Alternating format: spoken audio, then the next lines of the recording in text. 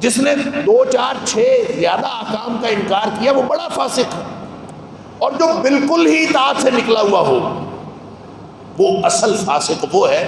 اور جو کافر ہیں وہ فاسق بھی ہوتے ہیں، اس لیے کہ کافر بالکل ہی اطاعت سے نکلے ہوئے ہوتے ہیں۔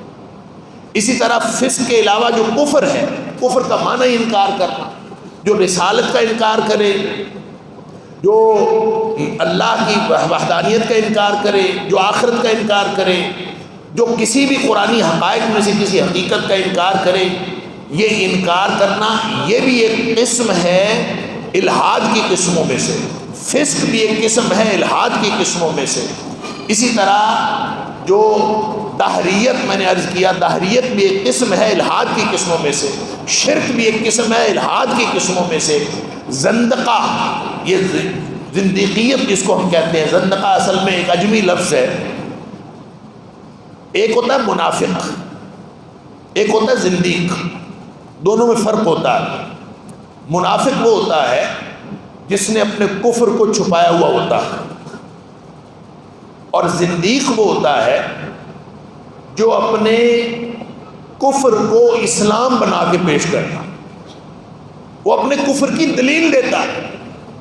جو اپنے کفر کی دلیل دے وہ زندیق ہے، اور جو اپنے کفر کو چھپا لے وہ منافق ہے، اور جو چھپائے بغیر سادہ ظاہری انکار کر دے وہ کافر ہے۔ لہذا کافر بھی ملحد ہے، زندیق بھی ملحد ہے، منافق بھی ملحد ہے، مشرک بھی ملحد ہے، داہریہ بھی ملحد ہے، ایگنوسٹک جو کہتے ہیں لا ادریت کہ اللہ کا انکار کر دینا، حقیقت کا اصل حقیقت جو اسلام نے بتائی ہے اس کا انکار کر دینا، لیکن کسی اور حقیقت کا قائل نہ ہونا، لا ادری، میں کسی کو نہیں جانتا، یہ بھی الحاد۔ صليت على إبراهيم وعلى آل إبراهيم إنك حميد مجيد اللهم بارك على محمد وعلى آل محمد كما باركت على إبراهيم وعلى آل إبراهيم إنك حميد مجيد أما بعد فأعوذ بالله السميع العليم من الشيطان الرجيم من همزه ونفخه ونفثه بسم الله الرحمن الرحيم إن الذين يلحدون في آياتنا لا يخفون علينا أفمن يلقى في النار خير أم من يأتي آمنا يوم القيامة اعملوا ما شئتم إنه بما تعملون بصير۔ بے شک وہ لوگ جو ہماری آیات کے بارے میں الحاد کا رویہ اختیار کرتے ہیں وہ ہم سے چھپا ہوا نہیں۔ بس یہ بتائیے کہ جو شخص آگ میں ڈال دیا گیا وہ بہتر ہے یا وہ جو اس نے آگ سے محفوظ رکھا قیامت والے تھے؟ تم عمل کرتے جاؤ جو تم چاہتے ہو، بے شک وہ تمہارے تمام اعمال کو دیکھ رہا ہے۔ صدق اللہ العظیم۔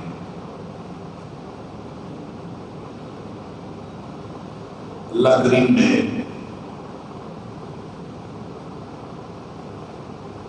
قرآن حکیم کے اندر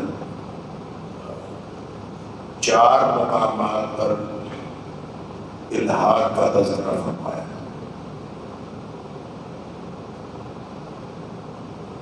ایک تو یہ مقام ہے سورہ حامیم سے یا سورہ فصلت،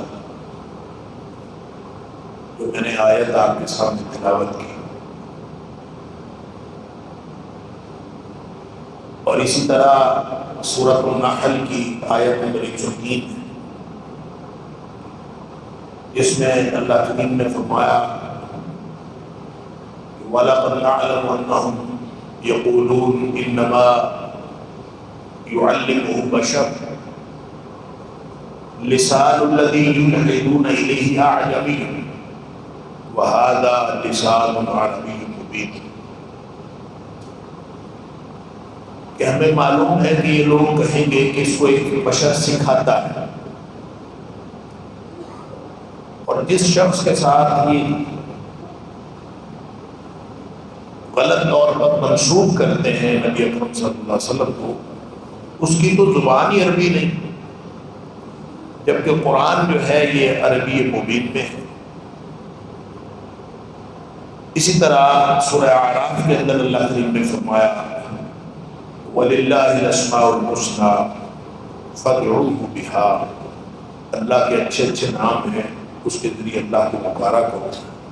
بَذَرُوا الَّذِينَ يُلْحِدُونَ فِي أَسْمَائِهِ، اور ان لوگوں کو چھوڑ دیجیے جو اللہ کے ناموں کے اندر الحاد کرتے ہیں، کجروی اختیار کرتے ہیں۔ سَيُجْزَوْنَ مَا كَانُوا يَعْمَلُونَ، ان قریب ان کو بدلہ دیا جائے گا جو وہ عمل کرتے رہے۔ اور چوتھا مقام سورہ حج ہے۔ ان چاروں مقامات میں اللہ کریم نے جو الحاد کا کلمہ استعمال فرمایا ہے، اس کا مطلب ہوتا ہے کجروی اختیار کرنا، ہٹ جانا، راستے سے ہٹ جانا، مائل ہو جانا، ایک طرف میلان اختیار کر لینا، یعنی سیدھی راہ سے ہٹ جانا۔ اور اس سے لحد، یہ جو ہم بغلی قبر کھودتے ہیں، لحد والی ایک سائڈ کو، اس کو بھی لحد اس لیے کہتے ہیں کہ وہ اوپر سے سیدھی ہوتی ہے، نیچے کو ایک طرف ہو گئی ہو، اس لیے اس کو لحد کہتے ہیں۔ تو جو کوئی شخص بھی سیدھے رستے سے ہٹ جائے گویا وہ الحاد کا شکار ہو گیا۔ اور یہ آیت جو ہے سورہ فصلت کی یلحدون، اس کے بارے میں حضرت ابن عباس رضی اللہ تعالیٰ کو فرماتے ہیں اس کا ایک معنی ہے اے یکذبون، تکذیب کرتے ہیں، انکار کرتے ہیں۔ گویا الحاد کا معنی انکار کرنا بھی ہوتا ہے۔ اسی طرح حضرت قتادہ علیہ الرحمہ وہ اسی کے بارے میں کہتے ہیں اے یشرکون، ان الذین یشرکون فی آیاتہ، یلحدون کا معنی یشرکون، یا یلحدون کا معنی یکذب، انکار کرتے ہیں یا شرک کرتے ہیں۔ تو گویا الحاد انکار بھی ہوتا ہے، الحاد شرک بھی ہوتا ہے۔ اسی طرح جہاں اللہ کریم نے سورہ حج کے اندر فرمایا وَمَن يُرِدْ فِيهِ بِإِلْحَادٍ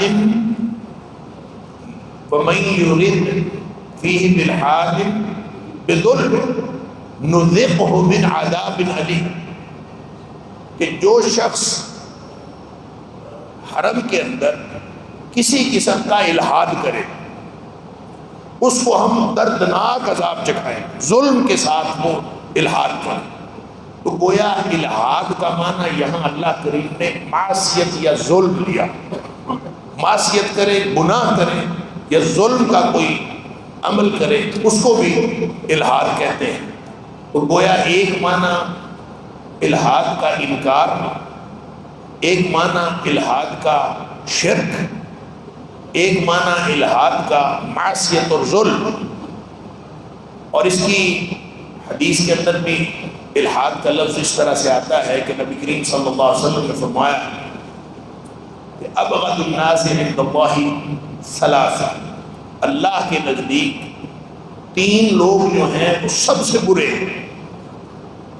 اس میں سب سے پہلا شخص وہ ہے ملحد فی الاسلام، اسلام میں کجی اختیار کرنے والا، اسلام میں ٹیڑھا پن اختیار کرنے والا ملحد۔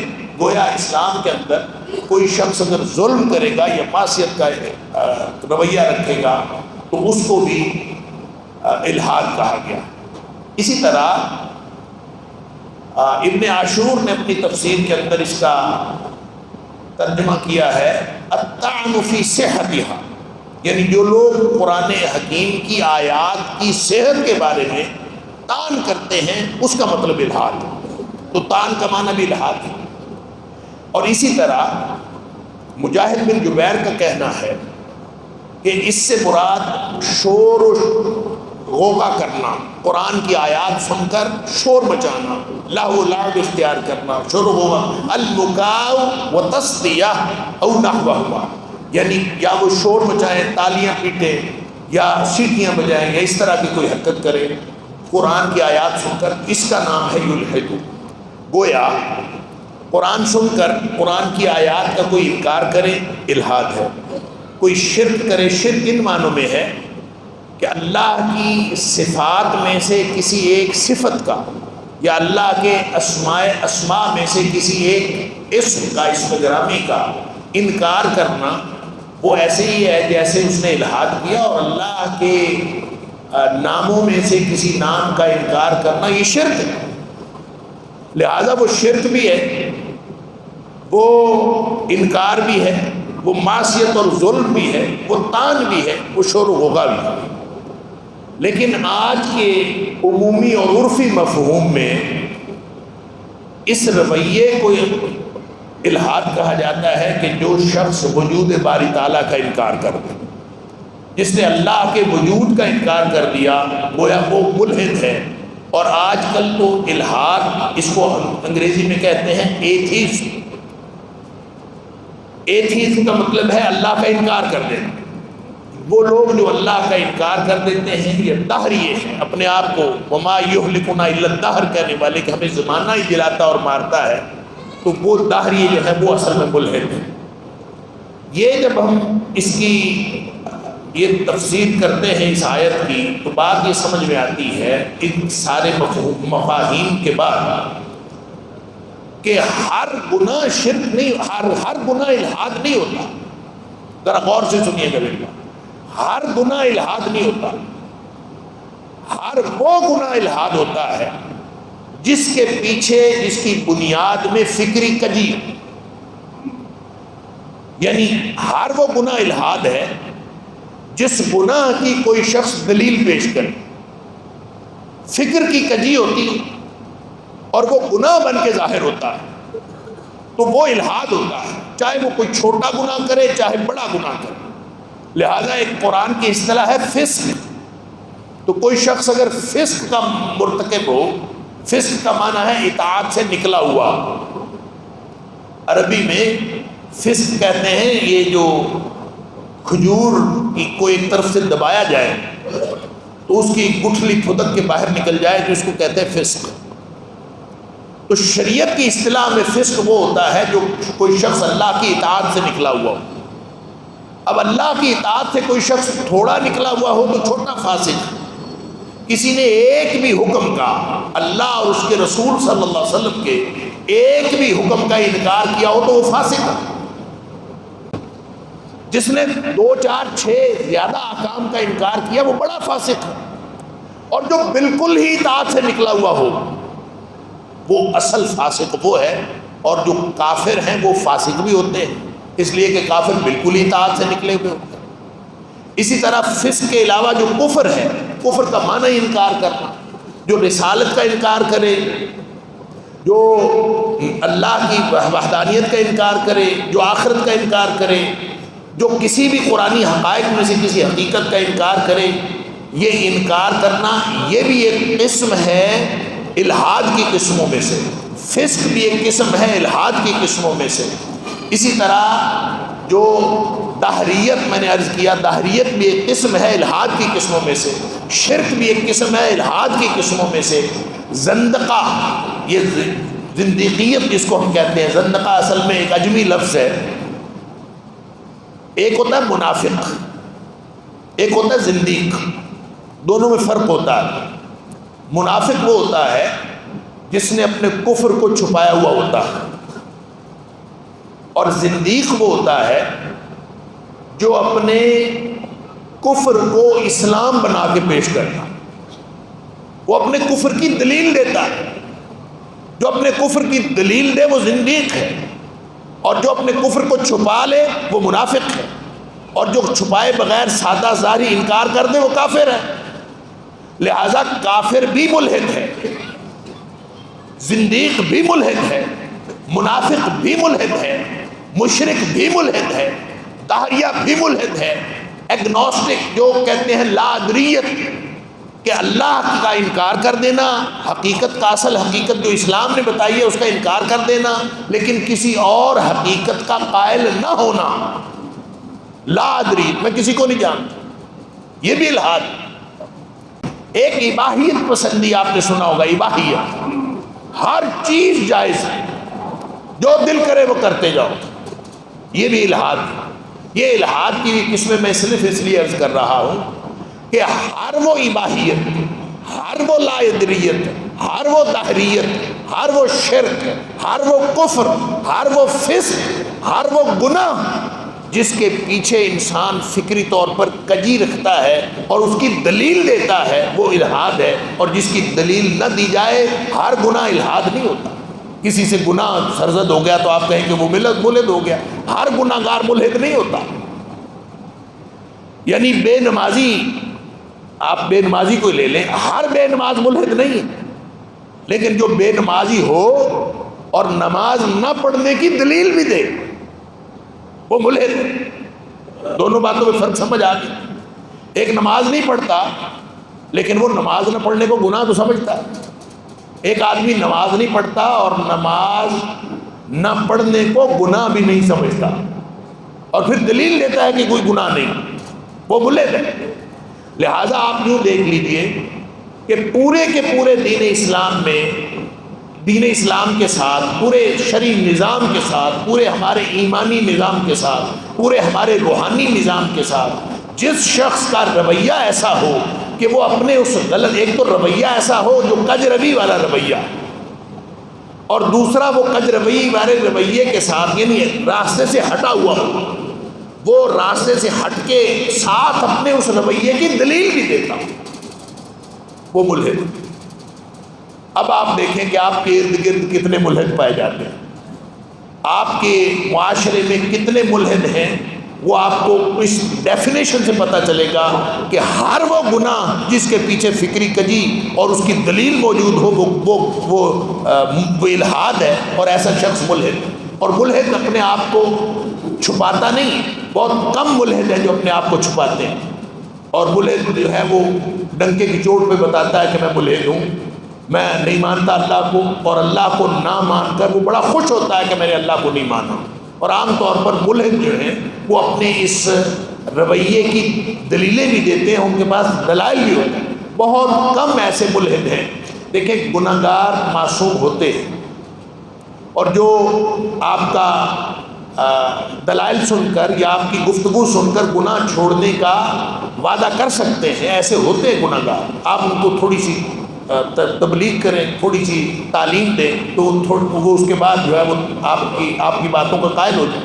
لیکن ملحد ایسا نہیں ہوتا، ملحد نے سوچ سمجھ کر انکار کیا ہوتا ہے، وہ آپ کے ساتھ دلائل کا تبادلہ کرتا ہے، وہ آپ کے دلیل کے جواب میں دلیل لیتا ہے، اس کی دلیل کسی کام کی ہو یا نہ ہو، وہ کسی بھی پائے کی نہ ہو اور عقل سے بالکل عاری ہو، لیکن وہ دلیل بہرحال دیتا ہے اور اس کے پاس دلائل ہوتے ہیں۔ اس لیے آج کی جو صدی ہے، اس صدی کو پتہ کیا کہتے ہیں؟ اللہ اکبر! الحاد ہر دور میں کسی نہ کسی، اور دیکھیں نا قرآن نے کہا ان الذین یلحدون فی آیاتنا، جب قرآن کہتا ہے کہ جو ہماری آیات کا انکار کرتے ہیں، اور اس کو قرآن نے دھمکی دی ہے، پہلی دھمکی لا یخفون علینا، سن لیں جو لوگ ہماری آیات میں الحاد کرتے ہیں، انکار کرتے ہیں، سن لیں لا یخفون علینا، وہ ہم سے چھپا ہوا نہیں ہے، ہم سب جانتے ہیں تو کون کیا کیا حرکت کر رہا ہے دین اسلام کے نام پر، اور دین کے ساتھ کیا کیا مذاق بنایا ہوا ہے، سب ہم جانتے ہیں، لا یخفون علینا۔ اور دوسری بات فرمائی افمن یلقی فی النار خیر ام من یاتی آمنا یوم القیامہ۔ اللہ، دوسری دھمکی یہ لگائی کہ جو ملحد ہے یہ جہنمی ہے اور یہ جہنم میں جائے گا، جو الحاد کرنے والا ہے یہ جہنم میں جائے گا۔ کیا وہ بہتر ہے جو جہنم میں جائے گا امن یاتی آمنا یوم القیامہ، یا پھر وہ شخص جو الحاد سے بچتا رہا دنیا میں اور وہ قیامت والے دن حالت امن میں ہوگا، یا وہ بہتر ہے۔ یہ دوسری دھمکی ہے جو قرآن نے اس کے اندر لگائی۔ اور تیسری دھمکی یہ ہے اعملوا ما شئتم۔ اللہ اکبر!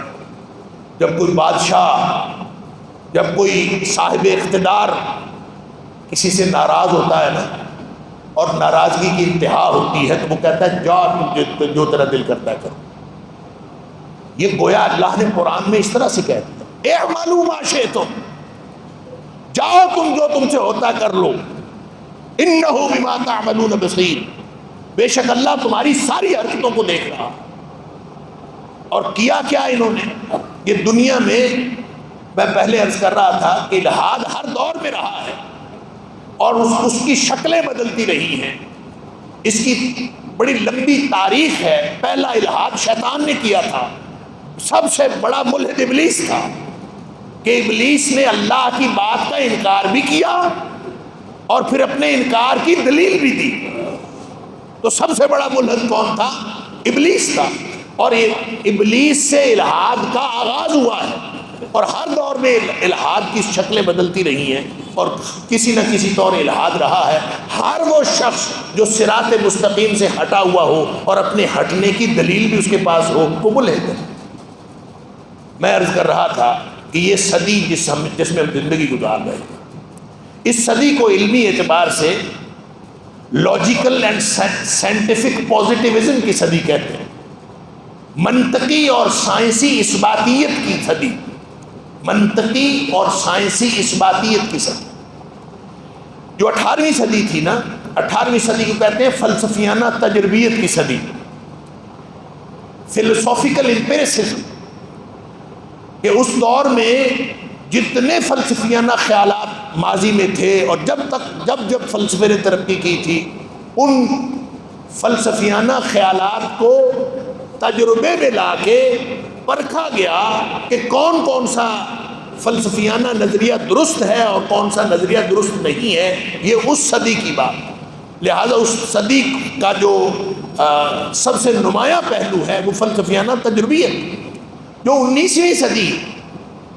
19ویں صدی ایولیوشنل بیالوجی، ارتقائی حیاتیات کی صدی، چاہے فلسفیانہ تجربیت ہو وہ بھی بنیاد بنی الحاد کی، اور چاہے ایولیوشنل بایولوجی ہو، ارتقائی حیاتیات، مراد معلوم ہے آپ کو کہ جو اوریجن آف سپیشیز کا نظریہ، کہ ہمارا ارتقاء ہوا ہے، جو ڈارون نے جو ارتقاء کا نظریہ دیا کہ ہم اس طرح سے، ساری دنیا اس طرح سے نہیں بنی، ہاں انسان پہلے جو ہے وہ مینڈک ہوتا تھا، مچھلی ہوتا تھا، اور اس سے بنتا بندر ہوتا تھا، اور ترقی کرتے کرتے جو ہے انسان کی شکل اختیار کی ہے، اور یہ اس طرح کا جو ارتقائی حیاتیات کا نظریہ ہے۔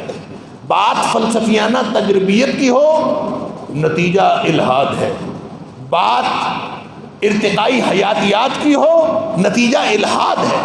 اور جو جدید صدی ہے 20ویں اور پھر 21ویں، تو آگے آرٹیفیشل انٹیلیجنس اور کیا کچھ اس کے اندر جو ہے وہ، بلکہ اس کو ایکسپونینشل ایج کہتے ہیں علم کے اعتبار سے، علم جو ہے ہر چار طرف جو ہے بڑھ رہا ہے۔ اس کی تو بات ہی کیا ہے، تو 20ویں صدی کو کہتے ہیں منطقی اور سائنسی اثباتیت کی صدی۔ کیا مطلب؟ ہر وہ چیز موجود ہے جو جس کو منطق سے یا سائنس سے ثابت کیا جا سکتا، اور ہر وہ چیز جس کو منطق سے اور سائنس سے ثابت نہیں کیا جا سکتا وہ موجود ہی نہیں۔ علم کا پورا پیراڈائم بدل گیا۔ پہلے حقیقت اہم ہوتی تھی، اب علم اہم ہو گیا۔ اور علم کیا ہے؟ علم وہ ہے جو سائنسی طریقہ کار سے حاصل ہوتا ہے، پورا ایک سائنٹیفک میتھڈ ہے۔ وہ کیا ہے؟ پہلے مشاہدہ ہو، پھر مفروضہ ہو، پھر تجربہ ہو، تجربے کے بعد علم حاصل ہو۔ اگر یہ چاروں سٹیپ اس کے نہیں ہوتے تو اس علم کو علم نہیں قرار دیا جا سکتا۔ لہذا جب تک اس سائنٹیفک طریقے سے علم حاصل نہ ہو کسی بھی چیز کی حقیقت کے علم کو علم نہیں کہا جا سکتا۔ آپ یہ بتائیں، جس حقیقت کا تعلق ایمانیات کے ساتھ ہے، جس کا تعلق روحانیت کے ساتھ ہے، جس کا تعلق شرعی نظام کے ساتھ ہے، جس کا تعلق انسان کے باطنی نظام کے ساتھ ہے، جس کا تعلق اللہ کے ساتھ جو قلبی تعلق ہے اس کے ساتھ ہے، اس کو یہ جدید سائنسی جدید جو علمی پیراڈائم ہے وہ تو اس کو سمجھنے سے قاصر ہے۔ آپ اس کو کبھی سمجھا ہی نہیں سکتے کہ ایمان کیا ہوتا ہے، آپ اس کو سمجھا نہیں سکتے اسلام کیا ہے، آپ اس کو سمجھا نہیں سکتے روحانیت کا نظام کیا ہے، آپ اس کو سمجھا نہیں سکتے کہ اللہ کا قرب کیا ہے اور اللہ کے قرب کی لذت کیا ہے، آپ اس کو نہیں سمجھا۔ لہذا منطقی لاجک، بچہ بھی اٹھتا ہے تو کہتا ہے لاجک دے دی، بچہ ماں باپ اس کو حکم دیتے ہیں، کہتے ہیں کیا لاجک ہے، ہر چیز میں لاجک مانگی جاتی ہے، ہر چیز میں سائنسی جو علم کا سائنسی طریقہ کار ہے وہ مانگا جاتا ہے۔ نتیجہ اس کا کیا نکلا؟ انکار۔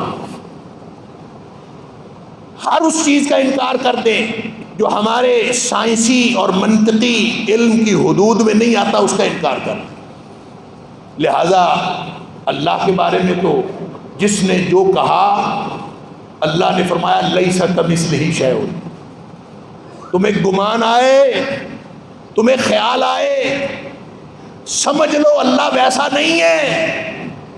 لیس کمثلہ شیء، اللہ کی ذات فطرت سے پہچانی جاتی ہے، اور یاد رکھیے یہ فطرت صرف وہ نہیں ہے جو انسان کے ارد گرد پھیلی ہوئی فطرت ہے، فطرت وہ بھی ہے جو انسان کی اپنی فطرت ہے، انسان کی جو اپنی فطرت ہے۔ اللہ فرماتا ہے فَأَقِمْ وَجْهَكَ لِلدِّينِ حَنِيفًا فِطْرَتَ اللَّهِ الَّتِي فَطَرَ النَّاسَ عَلَيْهَا، وہ فطرت جس پر اللہ نے انسان کو بنایا ہے، وہ دین جو دین فطرت ہے اور وہ فطرت جس پر انسان کو بنایا ہے یہ ایک ہے۔ لوگ کہتے ہیں کہ پرانے دور کی لوگوں کی فطرت اور ہوتی تھی، اب 21ویں صدی ہے، اب لوگوں کی فطرت اور ہوتی ہے۔ تھرڈ ورلڈ کے لوگوں کی فطرت اور ہوتی ہے، اور یورپ، امریکہ اور کینیڈا میں رہنے والے لوگوں کی فطرت اور ہوتی ہے، مدارس میں پڑھنے والے لوگوں کی فطرت اور ہوتی ہے، اور یونیورسٹیوں میں، جدید یونیورسٹیوں میں پڑھنے والوں کی فطرت اور ہوتی ہے۔ لوگ کہتے ہیں فطرت اور ہوتی ہے، پرانے زمانے کے لوگ اور تھے، آج کے زمانے کے لوگ اور ہیں، آج منطقی اور سائنسی اثباتیت کی صدی ہے، آج نئے بچے نئے طریقے سے اور نیا علم لے کے پیدا ہو رہے ہیں۔ وہ ہمارا ایک دوست ہے، وہ کہا کرتا ہے کہ آج کل کے بچے پیچھے سے ہی پرائمری پاس آ رہے ہیں، باقی یہاں آ کے پڑھتے۔ اللہ فرماتا ہے لا تبدیل لخلق اللہ، کہ تم نے کہاں سے بنا لیا؟ اللہ کی خلقت کے اندر کوئی تبدیلی نہیں۔ ذالک الدین القیم، یہ سادہ سا دین ہے، ولکن اکثر الناس لا یعلمون، لوگوں کی اکثریت اس چھوٹی سی بات کو، اس سادہ سی بات کو نہیں جانتی کہ اللہ کا دین ہے، اللہ نے فطرت کے مطابق بنایا ہے، اور فطرت انسان کی نہیں بدلتی۔ عورت عورت ہے چاہے وہ جہاں کی مرضی ہو، مرد مرد ہے وہ جہاں کا مرضی ہو، بچہ بچہ ہے وہ جہاں کا مرضی ہو، یہ ساری فطرتیں اللہ نے بنائی ہیں، اور دین فطرت بھی اللہ نے بنایا۔ تو میں یہ عرض کر رہا تھا کہ منطق یا سائنس، اس کے احاطے میں جب اللہ کے کا تصور نہیں آتا تو انہوں نے انکار کر دیا۔ وجود باری تعالیٰ کے انکار کا جو سب سے بڑا سبب ہے وہ دو سبب ہیں۔ ایک سبب تو ہے علمی تصور کی تبدیلی، اس سے پہلے علم حقیقتوں کا علم ہوتا تھا، اب تجربات کا علم ہوتا ہے، یعنی جب تجربہ ہوا تو علم ہے، تجربہ نہیں ہوا تو علم نہیں ہے۔ لہذا حقیقت کی کوئی حیثیت نہیں رہی، اصل حیثیت اس علم کی ہے۔ طریقہ کار لگایا، فارمولہ لگا تو علم ہے، نہیں لگا تو نہیں ہے، منطق سے ثابت ہوا تو ہے، نہیں ہے تو نہیں ہے۔ تو ایک تو بڑا سبب یہ ہوا، اور دوسرا بڑا سبب یہ ہوا کہ جو ایک لمبی تاریخ ہے، یورپ کے اندر یا مغرب کے اندر کہنا چاہیے، مغرب کے اندر عیسائیت نے ایک لمبا عرصہ ظلم اٹھائے ہیں، مظالم اٹھائے ہیں مغرب کے اوپر، لہذا اس کے خلاف، ان کے مظالم کے خلاف ایک ریوولٹ ہوا ہے، ایک انقلاب آیا ہے ان کے خلاف۔ وہ جو مغرب کے اندر انقلاب آیا ہے، اس نے آ کے صرف عیسائیت کا انکار نہیں کیا، اس نے دنیا کے ہر مذہب کا انکار کر دیا، اور صرف اس لیے انکار کیا کہ ان کا خیال ہے کہ دنیا کے سارے مذاہب عیسائیت کی طرح ہوتے ہیں۔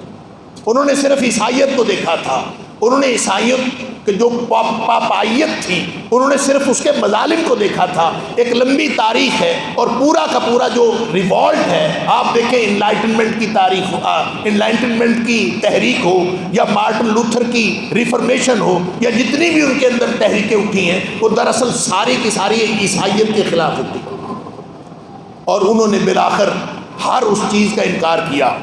چاہے کوئی سائنسدان تھا، اچھا بھلا سائنسدان، اس کو یہ فرض اس نے سمجھا کہ میں نے مذہب کی بات کا انکار کر دیا۔ میں ابھی ڈارون کی بات کر رہا تھا، مثال کے طور پر ڈارون اگر اوریجن آف سپیشیز کا نظریہ دے رہا تھا تو اس کو خدا کا انکار کرنے کی کیا ضرورت تھی؟ وہ اگر اوریجن آف سپیشیز کا، ارتقائی حیاتیات کا اگر اس نے نظریہ دیا تو اس کا یہ نظریہ قابل قبول تھا یا نہیں تھا؟ اس کو خدا کا انکار کرنے کی ضرورت کیا تھی؟ خدا کا انکار صرف اس نے اس لیے کیا کہ اگر اس نے خدا کے وجود کو تسلیم کر لیا تو اس کا مطلب ہے اس نے عیسائیت کی ایک بات کو تسلیم کر لیا۔ اگر عیسائیت کی ایک بات کو تسلیم کر لیا تو اس کا مطلب ہے عیسائیت کی باقی باتیں بھی ٹھیک ہیں۔ اس لیے اس نے اپنا فرض منصبی سمجھا کہ وہ انکار کرے ہر اس چیز کا جس کا عیسائیت اقرار کرتی، اور اس میں سب سے پہلی بات جو ہے وہ وجود باری تعالیٰ تھا۔ وجود باری تعالیٰ کا، ہر ڈیوائن ٹریڈیشن کا، ہر الہامی روایت کا انکار کیا گیا۔ لہٰذا جب ہر الہامی روایت کے انکار کی روش چل پڑی تو اس میں صرف عیسائیت نہیں آئی، دنیا کے سارے مذاہب آئے۔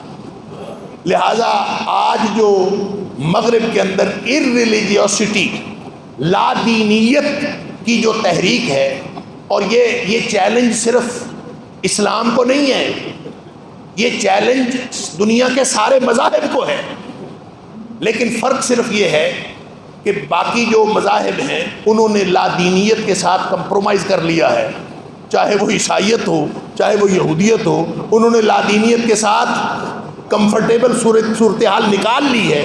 ایک اسلام ہے جو لا دینیت کے ساتھ صلح نہیں کر سکا، لہٰذا اسلام ان کا سب سے بڑا دشمن ہے کہ اسلام نے کمپرومائز نہیں کیا، اسلام نے اس کے ساتھ کمفرٹیبل سچویشن نہیں بنائی، صلح نہیں کی، لہٰذا اسلام ان کو سب سے بڑا دشمن نظر آتا ہے۔ حقیقت میں یہ چیلنج یہ سارے مذاہب کو چیلنج ہے، صرف ایک مذہب اسلام کو نہیں۔ اسلام تو نمائندگی کر رہا ہے دنیا کے سارے مذاہب کی، اور اس وقت سچا ترین جو دین ہے وہ اسلام ہے۔ اسلام لا دینیت کے ساتھ کمپرومائز نہیں کرتا، اس لیے سامنے اسلام نظر آتا ہے۔ لہذا یہ دو بڑے سبب ہوئے، ایک سبب ہوا علمی تصور کا تبدیل ہو جانا، اور دوسرا سبب ہوا عیسائیت کا رد عمل، اور اس کا یہ نتیجہ نکلا کہ انہوں نے کہا کہ جدید سائنسی دور میں اور سائنسی علم کے دور میں وجود خدا کا تسلیم کرنا ایک غیر عقلی رویہ ہے، ایک غیر عقلی نظریہ ہے، ایک غیر عقلی نتیجہ ہے۔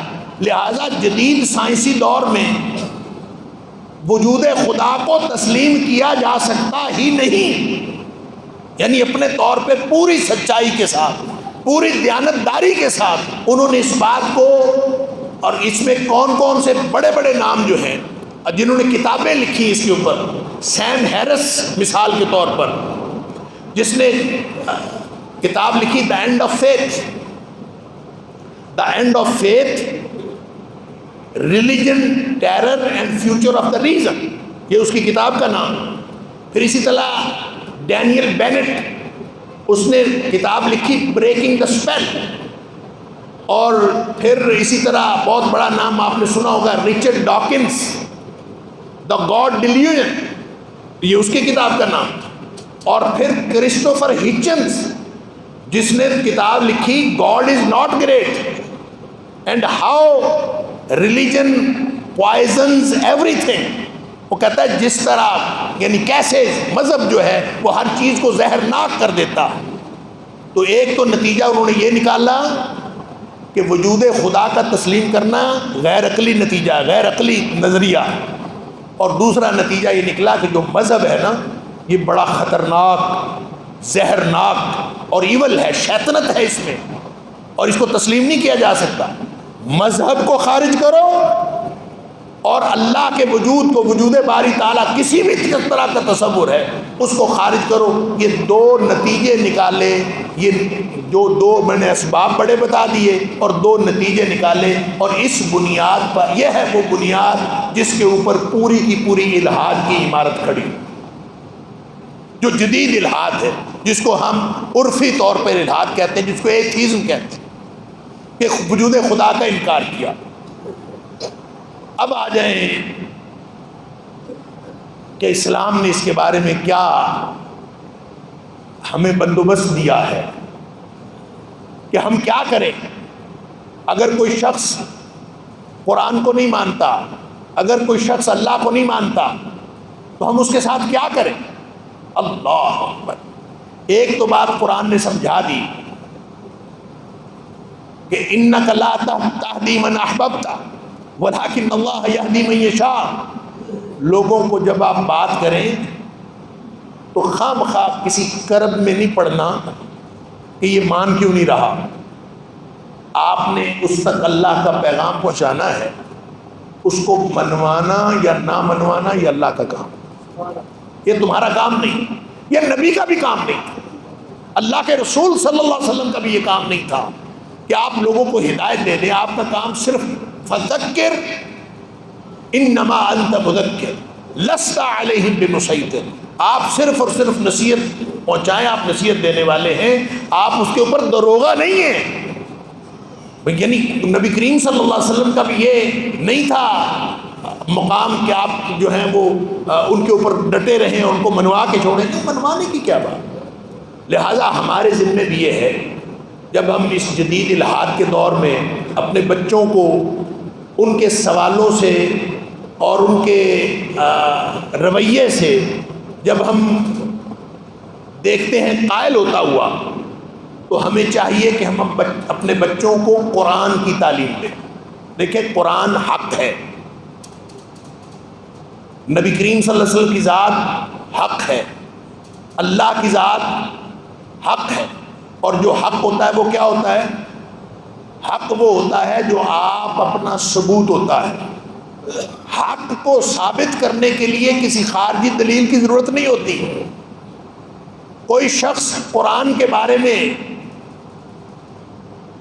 شکوک و شبہات کا اظہار کرے تو آپ ادھر ادھر سے دلیلیں پکڑنے نہیں لگ جائیں گے کہ لاؤ میں تمہیں بتاتا ہوں یہ دلیل ہے اس لیے قرآن سچا ہے، یہ دلیل ہے اس لیے قرآن سچا. نہیں، اس کو قرآن پڑھنے کے لیے دے دو.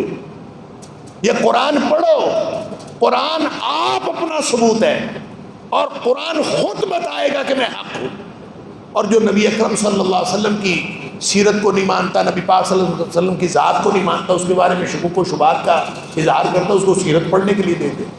اور نبی کریم صلی اللہ علیہ وسلم کی سیرت پڑھ کے اگر اس کو نہ سمجھ آئے کہ نبی کریم صلی اللہ علیہ وسلم کی ذات حق ہے تو کسی خارجی دلیل سے وہ نہیں سمجھے. اللہ کی ذات آیات سے پہچانی جاتی ہے. اللہ کی ذات کس سے پہچانی جاتی ہے؟ آیات سے. آیات کہاں ہیں؟ آیات صرف قرآن میں نہیں ہے. یہ جو ارد گرد پھیلی ہوئی کائنات ہے یہ بھی آیات ہیں. ان فی خلق السماوات والارض واختلاف اللیل والنہار لآیات لأولی الالباب. عقل والوں کے لیے یہ ساری کائنات کے اندر نشانیاں، یہ نشانیاں ارد گرد پھیلی ہوئی آفاق و انفس کی نشانیاں ہیں. سنریہم آیاتنا فی الآفاق وفی انفسہم ہم ان کو اپنی آیات نشانیاں دکھاتے رہیں گے، آفاق میں بھی اور ان کے اپنے وجودوں میں بھی، حتیٰ یتبین لہم انہ الحق، ارد گرد کی نشانیاں دیکھ کر ان کو سمجھ آئے گی کہ یہ قرآن کے اندر جو نشانیاں ہیں یہ حق ہے۔ قرآن کے اندر نشانیاں، سورہ جاسیہ کے ابتدا میں آپ پڑھیے گا، اللہ کریم نے زمین و آسمان کی تخلیق کی بات کی، انسانوں کی تخلیق کی بات کی، بارش کی بات کی، آسمانوں کی بات کی، زمین کے رزق کی بات، ہر چیز کی بات کی، اور یہ بات کہنے کے بعد فرمایا تلک آیات اللہ نتلوہا علیک بالحق، یہ جو ارد گرد پھیلی ہوئی کائنات کی نشانیاں ہیں وہی آیات ہیں، تلک آیات اللہ نتلوہا علیک بالحق، یہی تو وہ نشانیاں ہیں جو ہم تمہارے اوپر تلاوت کرتے ہیں حق کے ساتھ۔ اللہ اکبر۔ لہذا یہ جو قرآن کی آیات ہے نا، آیت قرآن کی کہ یہ جو جس کو آیت کہا جاتا ہے یہ جملہ ہے، یہ فقرہ ہے۔ فقرہ بھی عربی زبان کا لفظ ہے اور جملہ بھی عربی زبان کا لفظ ہے، نہ اس کو اللہ نے جملہ کہا ہے نہ اس کو اللہ نے فقرہ کہا ہے، اس کو آیت کہا ہے۔ یہ قرآن کی آیات ہے۔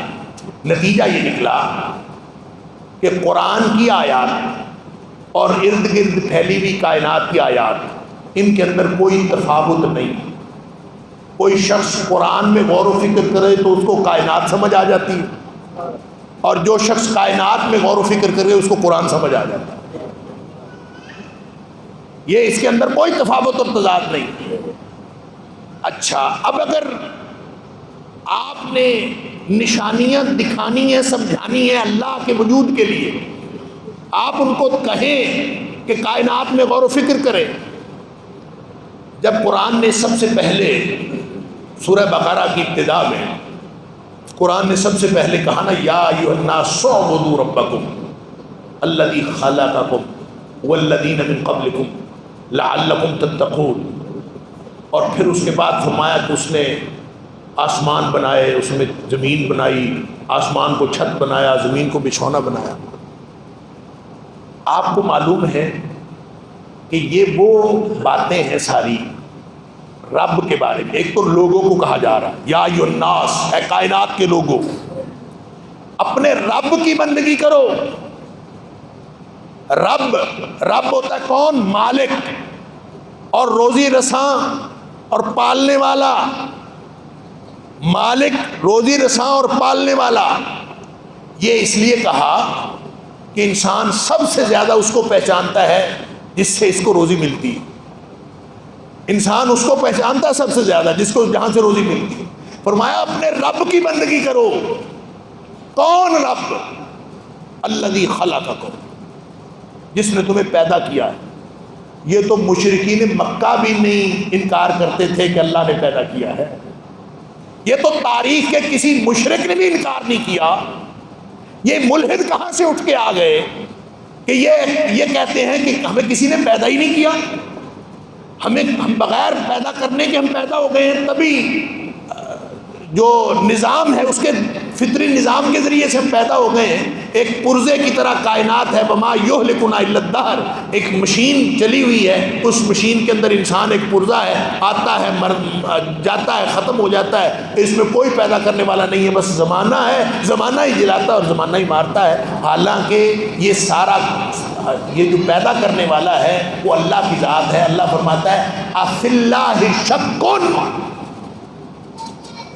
کیا اللہ کی ذات میں شک ہے؟ فاطر السماوات والارض، جو زمین و آسمان کو پیدا کرنے والا۔ یعنی وہ نشانیاں، یہ وہ باتیں ہیں جن کے بارے میں تاریخ انسانی کے اندر، یعنی کائنات انسانی کی تاریخ کے اندر کسی نے یہ دعویٰ نہیں کیا، کبھی کسی نے یہ دعویٰ نہیں کیا کہ یہ زمین میں نے بنائی ہے، کبھی کسی نے دعویٰ نہیں کیا کہ آسمان میں نے بنایا۔ جس نے کبھی اپنے آپ کو انا ربکم الاعلی بھی کہا ہے تو اس نے بھی کبھی یہ دعویٰ نہیں کیا کہ میں نے پیدا کیا ہے، کبھی دعویٰ نہیں کیا۔ میں نے زمین بنائی ہے کبھی دعویٰ نہیں کیا، یہ آسمان میں نے بنایا کبھی کسی نے دعویٰ نہیں کیا. یہ کام وہ ہے جو اللہ کے علاوہ کسی نے نہ کیے ہیں، نہ تاریخ انسانی میں کبھی کسی نے دعویٰ ہی کیا. لہذا وہ نشانیاں، سب سے پہلی جو دلیل ہے، سب سے پہلی جو بات ہے میرے اور آپ کے پاس، ان کو قرآن دے دے پڑھانے کے لیے، کائنات دے دے سمجھانے کے لیے. اگر کائنات کی سمجھ آ گئی تو قرآن سمجھ میں آ جائے گا، قرآن کی آیات سمجھ میں آ گئی تو کائنات سمجھ میں آ جائے گا. اللہ اکبر. تلک آیات اللہ نتلوها علیک بالحق. اللہ اکبر. یہ میں حافظ نہیں ہوں، یہ اس آیت کو پورا کریں گے. فماذا بعد اللہ، نہیں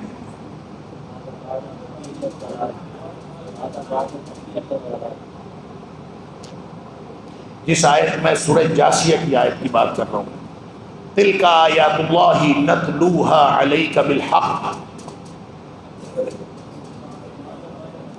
جی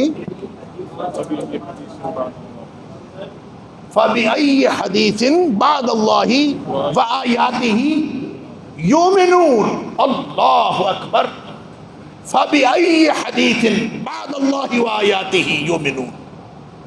اگر اللہ کو اور اس کی نشانیوں کو نہیں مانتے تو کون سی بات ہے جس کو مانیں گے؟ فَبِأَيِّ حَدِيثٍ بعد اللہ وآیاتہ یؤمنون. جب اللہ کی پوری کائنات نشانیوں سے بھری ہوئی ہے، اللہ کا پورا قرآن نشانیوں سے بھرا ہوا ہے، فبأی حدیث بعد اللہ وآیاتہ یؤمنون. اللہ کی آیات اور اللہ کی ذات اور اللہ کی نشانیوں کے بعد پھر کون سی بات باقی رہ گئی ہے جس پر وہ ایمان لائے؟ تو جو پہلی اور میں سمجھتا ہوں سب سے مضبوط بات، اللہ کریم نے بھی ساری کائنات سمجھا کے اپنی توحید سمجھائی، ساری کائنات سمجھا کے اپنی توحید سمجھائی. اور قرآن پڑھنے کو دے دے، قرآن سمجھا دے. پہلی بات تو یہ ہے کہ قرآن اور کائنات کی نشانیاں یہ اللہ کی وحدانیت کی نشانیاں ہیں، اللہ کے وجود کی نشانیاں. کس نے پیدا کیا؟ کائنات میں کوئی ایسی چیز ہے جو بغیر پیدا کیے پیدا ہو گئی؟ کوئی چیز جو ایجاد کرنے والا کسی نے ایجاد کی؟ اللہ اکبر. کوئی ایجاد کسی ایجاد کرنے والے کے بغیر ایجاد ہوگی؟ کبھی ایسا ہوا؟ جو جس سائنس کے علم کی بات تم کر رہے ہو، سائنس کی کوئی چیز جو بڑے بڑے دعوے کرتے ہیں کہ ہم نے فلاں ایجاد کیا فلاں ایجاد کیا، کبھی کسی کی کوئی ایجاد ایسی ہوئی کہ تم نے کہا یہ خود بخود ایجاد ہوگی؟ کسی نے ایجاد نہیں کیا. پینسلین تک اگر کسی نے دریافت کی ہے تو وہ کہتا مر گیا کہ میں نے کچھ نہیں کیا، مجھے تو لیبارٹری میں بیٹھے بیٹھے اچانک پتا چلا تھا، میں نے کچھ نہیں کیا. وہ کہتا مر گیا. لیکن آپ کہتے ہیں اس نے ایجاد کی ہے، اس لیے کہ یقین پیچھے موجود ہے کہ ایجاد کیے بغیر، ایجاد کرنے والے کے بغیر کوئی چیز ایجاد نہیں ہوتی. تو اتنی بڑی کائنات وہ کیسے پیدا ہوگی؟ ایک بات یہ قرآن ہے، قرآن کی آیات یہ انشاءاللہ مرہم بھی ہیں اور یہ علاج بھی ہے. دوسری چیز ہے نبی پاک صلی اللہ علیہ وسلم کی حدیث. نبی کریم صلی اللہ علیہ وسلم نے فرمایا، دیکھیں انسان جب گمراہ ہوتا ہے نا، یہ اس وقت گمراہ ہوتا ہے جب اس کی فطرت بگڑتی ہے، وگرنہ تو ہر شخص کے اندر دین اسلام موجود ہے، ہر شخص کے اندر توحید موجود ہے. یہ اس توحید کا انکار کرتا ہے، اپنے آپ کو اس میں سے خارج کرتا ہے باوجود اس کے اندر موجود ہونے کے. نبی پاک صلی اللہ علیہ وسلم نے فرمایا کل مولود یولد علی الفطرہ، ہر پیدا ہونے والا بچہ جو ہے فطرت میں پیدا ہوتا ہے. فابواہ یحودانہ او ینصرانہ او یمجسانہ. آپ ایسے والدین نہ بنیں کہ بچہ یہودی بن رہا ہو، بچہ مجوسی بن رہا ہو، بچہ عیسائی بن رہا ہو، بچہ ملحد بن رہا ہو، آپ کو سمجھ ہی نہ آئے. آپ نے بچے کی فطرت کو بچانا ہے. لہذا نوجوان نسل جو بگڑ رہی ہے تو اس کے ذمہ دار وہ نوجوان نہیں ہیں، اس کے ذمہ دار نوجوانوں کے والدین ہیں. ہماری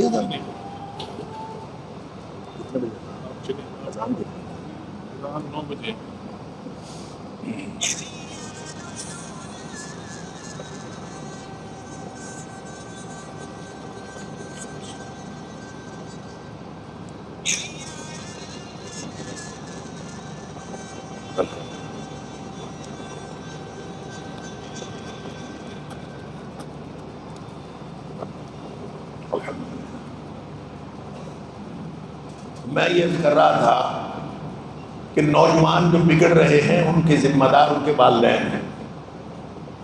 والدین نے اگر ان کو فطرت سنبھالنے پہ لگایا ہوتا، ان کی فطرت محفوظ کرنے پر لگایا ہوتا، تو وہ آج ملحد نہ بنتے، وہ فطرت پہ قائم رہتے. نبی پاک صلی اللہ علیہ وآلہ وسلم نے یہ حقیقت بتا دی، فَأَبَوَاهُ يُحَوِّدَانِهِ أَوْ يُنَصِّرَانِهِ أَوْ يُمَجِّسَانِهِ، اس کے والدین ہیں یا یہودی بناتے ہیں یا عیسائی بناتے ہیں یا مجوسی بناتے ہیں. وہ جب پیدا ہوا تھا وہ تو موحد تھا. آپ نے ان کی توحید کو محفوظ کیوں نہیں کیا؟ آپ اس کو قرآن پڑھاتے اس وقت جب اس کی توحید موجود تھی. آپ اس کو اللہ کا قرآن پڑھاتے، نبی پاک صلی اللہ علیہ وسلم کی سیرت پڑھاتے، نبی کریم صلی اللہ علیہ وسلم کی حدیث پڑھاتے، تاکہ اس کی توحید محفوظ ہو جاتی اور یہ ایک بہترین واحد بنتا. اب وہ بگڑ گیا ہے، اب تم کہتے ہو کہ وہ بگڑا ہے، اصل میں تم نے بگاڑا ہے. ذمہ دار والدین ہیں. نبی کریم صلی اللہ علیہ وسلم نے فرمایا ان کا براٹ اپ اس کے والدین ذمہ دار ہیں. اب اگلی بات کہ اگر ان کے ساتھ آپ کو بحث ہی کرنی پڑ جائے تو پھر ان کے پاس دلائل ہیں جس کو وہ منطق کہتے ہیں، جس کو وہ منطقی اثباتیت کہتے ہیں، یعنی لاجیکل پازیٹیوزم کہتے ہیں. تو اس کے لیے ان کو چند دلائل دے دیجئے. سب سے پہلی دلیل یہ ہے کہ ہر چیز کا ایک وجود، اس کو کہتے ہیں آنٹولوجیکل آرگومنٹ. ہر چیز کا ایک وجود ہوتا ہے، اور جب آپ کہیں کہ اس کا وجود ہے تو اس کے وجود کے ساتھ، مثال کے طور پر آپ کہیں زندگی ہے، تو زندگی کا مطلب زندہ ہونا ہے نا. آپ یہ تو نہیں کہہ سکتے کہ وہ شخص اس کے پاس زندگی ہے لیکن وہ زندہ نہیں ہے، یہ نہیں ہو سکتا. ایک مثلث ہے، آپ کہیں مثلث ہے، مثلث کا کیا مطلب ہے؟ 3 ضلعوں والی. آپ کہیں مثلث ہے لیکن 4 ضلعوں والی ہے، ہو سکتا ہے؟ مثلث کا مطلب ہی 3 ضلعوں والی. اگر وہ 4 ضلعوں والی ہوگی مثلث نہیں ہوگی، وہ کوئی اور چیز ہوگی. آپ کہیں کوئی عدد ہے، وہ 5 سے چھوٹا ہے لیکن 6 سے نہیں چھوٹا. Is it possible? جو 5 سے چھوٹا ہے وہ آٹومیٹکلی 6 سے بھی چھوٹا ہوگا. آپ اس کو 5 سے چھوٹا ہے تو اوپر والے سارے اعداد سے چھوٹا ہی ہوگا. یعنی کچھ چیزیں ازہر من الشمس ہوتی. اللہ کی ذات، اس کو آپ ذات باری تعالیٰ نہ کہیں، اس کو آپ خدا کہیں، وہ آپ کسی مذہب کا خدا کہیں. خدا کی نوعیت کے اندر یہ بات شامل ہے کہ خدا کی نوعیت کے بعد اندر یہ بات شامل ہے کہ خدا ہوتا ہی تب ہے جب وہ موجود ہو. خدا کا تصور نہیں ہوتا، خدا موجود ہوتا ہے. جیسے مثلث 4 ضلعوں والی نہیں ہو سکتی، اسی طرح خدا غیر موجود نہیں ہو سکتا. جب خدا ہے ہی، جب خدا ہے تو وہ موجود ہے، یہ ہو ہی نہیں سکتا. ایک خدا کی، جب آپ کہتے ہیں نا خدا، اس کی موجودگی اس کے اندر شامل ہے، اور دوسری یہ چیز شامل ہے اس کی تکمیل بھی اس کے اندر شامل ہے. خدا جب ہوتا ہے تو وہ نامکمل نہیں ہوتا، خدا محتاج نہیں ہوتا. خدا کسی بھی چیز کا، کسی خارجی وجود کا، کسی بھی اس کے اندر کوئی احتیاج نہیں ہوتی. لہذا خدا ہے، آپ نے لفظ خدا بولا تو 2 دلیلیں اس کے اندر موجود ہیں. ایک یہ کہ اس کا وجود ہے، اور ایک یہ کہ اس کا تکمیل ہے، وہ مکمل ہے، اس کے اندر کسی طرح کی احتیاج نہیں. اگلی بات یہ ہے کہ دنیا میں جتنے وجود ہوتے ہیں، یا تو وہ جب آپ کسی وجود کا ذکر کرتے ہیں تو اس کو آپ فلسفے میں کہتے ہیں یہ ممتنع الوجود ہے. کسی چیز کا ذکر کیا، آپ کہتے ہیں یہ ممتنع الوجود ہے. ممتنع الوجود کا معنی ہے کہ یہ کبھی عدم سے وجود میں آ سکتی ہی نہیں. کوئی چیز ایسی ہو سکتی ہے جو وجود میں آ سکتی ہی نہیں، یہ ممتنع الوجود ہے۔ ایک ہوتا ہے ممکن الوجود، جو کبھی عدم ہو سکتا ہے کبھی وجود ہو سکتا ہے، عدم میں بھی وجود میں بھی۔ ایک تیسری چیز ہوتی ہے واجب الوجود، ادھر عدم ہے ادھر وجود ہے۔ ایک ہے ممتنع الوجود جس کا صرف عدم کے ساتھ تعلق ہے، ایک ہے ممکن الوجود جس کا تعلق عدم سے بھی ہے اس کا وجود کے ساتھ بھی ہے، ایک ہے واجب الوجود جس کا تعلق عدم سے کبھی ہو سکتا ہی نہیں، وہ اس کا تعلق ہے ہی وجود کے ساتھ۔ اب آپ دنیا میں جتنے وجود ہیں، ہر ممکن الوجود کو، ہر ممکن الوجود، انسان ممکن ہے نا، یہ ہو سکتا ہے کبھی انسان ہو سکتا ہے کبھی نہ ہو، ساری چیزیں ممکن الوجود ہیں، ہر فانی چیز ممکن الوجود ہے۔ وہ عدم تھی، وجود میں آئی اور پھر عدم ہو جائے گی، یہ ہر چیز ممکن الوجود۔ ہر ممکن الوجود کو اپنے وجود کے لیے کسی وجود کی ضرورت ہوتی ہے، ہر ممکن الوجود کو اپنے وجود کے لیے کسی وجود کی ضرورت ہوتی ہے، اور وہ وجود اگر کوئی ممکن الوجود ہو تو پھر اس ممکن الوجود کو بھی اپنے وجود کے لیے کسی وجود کی ضرورت ہوگی، اور یہ سلسلہ لامتناہی نہیں ہو سکتا۔ کیوں؟ اس لیے کہ تمہاری منطق کہتی ہے کہ کوئی چیز انفینٹی نہیں ہوتی، لامتناہیت کچھ نہیں ہوتا، یہ تمہاری منطق کہتی، منطق کا اصول ہے کہ لامتناہی کچھ نہیں ہوتا۔ تو جب ممکن الوجود کو وجود چاہیے، اگر وہ ممکن الوجود ہوا تو اس کو پھر وجود چاہیے، اگر وہ ممکن الوجود ہوا تو پھر اس کو وجود چاہیے، جب تک اس کے پیچھے کوئی واجب الوجود نہیں ہوگا وہ ممکن الوجود کی لائن انفینٹی تک جائے گی، انفینٹی ہو نہیں سکتی، لہٰذا اس کے پیچھے کوئی نہ کوئی واجب الوجود ہے۔ وہ واجب الوجود جس کے بعد سارے وجود ممکن ہوئے، وہ واجب الوجود اللہ کی ذات ہے۔ اسی طرح علت العلل، کاز اینڈ ایفیکٹ، دنیا میں ثابت کرنے کے لیے فلسفے والوں کے پاس کاز اینڈ ایفیکٹ کے علاوہ اور شے کیا ہے؟ کہتے ہیں ہر چیز جو ہے وہ علت اور معلول سے عبارت ہے، کہ کوئی بھی چیز، یہ میرے پاس یہ بوتل ہے، اس کی کوئی علت ہے، یہ جس سے بنی ہے، پھر وہ جو علت ہے اس کے پیچھے کوئی اور علت ہے، پھر وہ اس کے پیچھے کوئی اور علت ہے، پھر اس کے پیچھے کوئی اور علت ہے، ہر علت پیچھے سٹیپ پہ جا کے معلول بن جاتی ہے، اور اس کے پیچھے پھر اس کی کوئی اور علت ہوتی ہے۔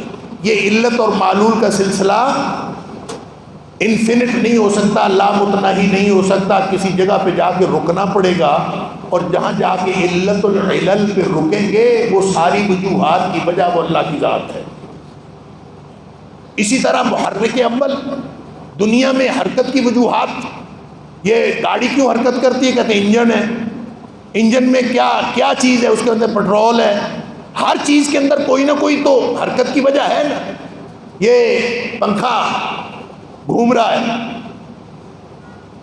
یہ کیا ہے؟ اس میں ہمارا کوئی پرانا بابا آ جائے نا، کوئی 100 سال پرانا، وہ آ کے اس کو دیکھے حیران ہی رہ جائے، وہ گھوم رہا ہے، ہمیں کچھ نہیں ہوتا، ہم حیران نہیں ہوتے۔ اشاعرہ نے کہا تھا کہ پوری کائنات معجزہ ہے، معجزہ وہ جو انسان کو حیران کر دے، جس کے سامنے انسان عاجز آ جائے، اور پوری کائنات معجزہ۔ انہوں نے پتہ کن معنوں میں کہا تھا؟ انہوں نے ان معنوں میں کہا تھا کہ آپ ہر چیز پہ غور و فکر کرتے جائیں گے تو پیچھے کوئی ایسی بات ہوگی جس پہ جا کے آپ سمجھنے سے عاجز آ جائیں گے۔ آپ کہتے ہیں یہ پنکھا کیوں کرتا، جو تو بٹن نپے پنکھا چل پہ جکڑی گل، وہ جو بٹن ہے اس کے اندر کیا ہے؟ وہ کہتا جی کرنٹ ہے اس کے اندر۔ کرنٹ کہاں سے آیا؟ ابھی جی پیچھے مین سوئچ ابھی بند ہوا تھا نا، بجلی گئی جی۔ کہتا جی گریڈ سے آتی ہے۔ اچھا جی گریڈ میں کہاں سے آتی؟ یہ ہم پنکھے کی حرکت کی وجہ ڈھونڈ رہے ہیں۔ وہ کہتا ہے جی گریڈ سے آتی ہے۔ گریڈ میں کہاں سے آتی ہے؟ وہ کہتا ہے لو یہ پیچھے ڈیم سے آتی ہے۔ ڈیم میں کہاں سے آتی ہے؟ وہ کہتا ہے جی پانی سے بنتی ہے۔ پانی کہاں سے آتا ہے؟ اللہ اکبر. قل ارأیتم ان اصبح ماؤکم غورا فمن یأتیکم بماء معین. اللہ سوال کرتا ہے یہ بتاؤ یہ پانی جو نیچے ہی خشک ہو جائے تو یہ چلتا ہوا پانی کون لائے گا؟ ہے کوئی جو پانی لے آئے؟ لہٰذا آپ جب محرک اول میں پہنچیں گے کسی بھی چیز کی حرکت، ہر متحرک کے پیچھے ایک محرک ہے، ہر محرک وہ متحرک چیز کے پیچھے محرک ہے، ہر متحرک محرک ہے، اور جا کے رکنا پڑے گا آپ کو محرک اول پہ جو خود متحرک نہیں ہے، ہر چیز کی حرکت کی وجہ ہے. جس کو خود حرکت کی وجہ کی ضرورت نہیں، خود متحرک بذات ہے اور ساری دنیا کی حرکت کی وجہ ہے، اور وہ ذات باری تعالیٰ. اور پھر یہ کہ کائنات میں جو کاز اینڈ ایفیکٹ انہوں نے کہا نا، ایک ہوتی ہے علت جس کو کاز کہتے ہیں، ایک علت ہوتی ہے جس کو ریزن کہتے ہیں. ریزن اور کاز میں فرق یہ ہے، یہ تو یونانیوں میں ایک شخص آیا تھا انیکساگوراس، اس نے یہ فرق واضح کر دیا تھا. اس نے کہا تھا کہ یہ صرف آپ مادی علتوں کے چکر میں نہ رہیں، جو علت ہوتی ہے نا وہ ریزن بھی ہوتی ہے. کیا مطلب؟ ریزن کے اندر اس کا مقصد بھی شامل ہوتا ہے کہ جو چیز بنائی جا رہی ہے اس کے پیچھے صرف مادی علت نہیں ہوتی، اس کے اندر ایک ذہن کار فرما ہوتا ہے کہ وہ چیز بنائی کس مقصد کے لیے جانی ہے، وہ جو مقصدیت ہے وہ بھی شامل ہوتی ہے. اور اگر مقصدیت شامل نہ ہو تو اکیلی کاز کچھ نہیں کر سکتی، اس ساری کائنات کے پیچھے ریزن ہے. اور وہ جو ریزن ہے کہ جو اس کے کائنات کا مقصد طے کرتی ہے، وہ ریزن وہ اللہ تعالیٰ کی ذات ہے. اللہ تعالیٰ کی ذات کے بغیر اتنا کائنات کا منظم نظام بن ہی نہیں سکتا. ما ترى فی خلق الرحمن من تفاوت، تم اللہ کے نظام میں کوئی جو ہے تفاوت نہیں دیکھتے. یہ جو کائنات کا نظم ہے، کائنات کی ہم آہنگی ہے، اس کی ایک ایک چیز کا مطالعہ کرتے جائیں، اس کا نتیجہ آپ کو یہ نکلے گا کہ آپ کو باری تعالیٰ کے اس، یہ تو کہہ دیا بگ بینگ ہوا، دھماکہ ہوا جو اس سے کائنات بنی. بھئی دھماکہ ہونے سے جو کائنات بنتی ہے، جو ذرات جڑتے ہیں، ان کو کوئی جوڑتا ہے تو جڑتے ہیں، وگرنہ کائنات اس طرح منظم نہیں بنتی، ادھر انسان ہو جائیں، ادھر جاندار ہو جائیں، ادھر یہ چیزیں بن جائیں، یہ اس طرح نہیں بنتی. بگ بینگ بھی ہوا تو اس کے پیچھے کوئی ریزن کار فرما تھی، اس کے پیچھے کوئی ذہن کار فرما تھا. وہ جو ذہن کار فرما تھا وہ اللہ تعالیٰ کی ذات ہے. اور کیف تکفرون باللہ، سادہ سا قرآن کا سوال ہے، تم اللہ کا انکار کر ہی کیسے سکتے ہو؟ وکنتم امواتا، تم مردے تھے، فاحیاکم، اس نے تمہیں زندہ کیا، ثم یمیتکم، ایک دفعہ پھر مارے گا، ثم یحییکم، پھر تمہیں زندہ کرے گا. جو زندہ کرتا اور مارتا، یحیی و یمیت، حی قیوم ہے، تم اس کا انکار کر ہی کیسے سکتے ہو؟ اللہ تعالیٰ مجھے اور آپ کو توحید بھی اچھی عطا فرمائے، توحید کے دلائل بھی اچھے عطا فرمائے، اور توحید کے مطابق زندگی گزارنے کی توفیق عطا فرمائے. وآخر دعوانا الحمدللہ رب العالمین.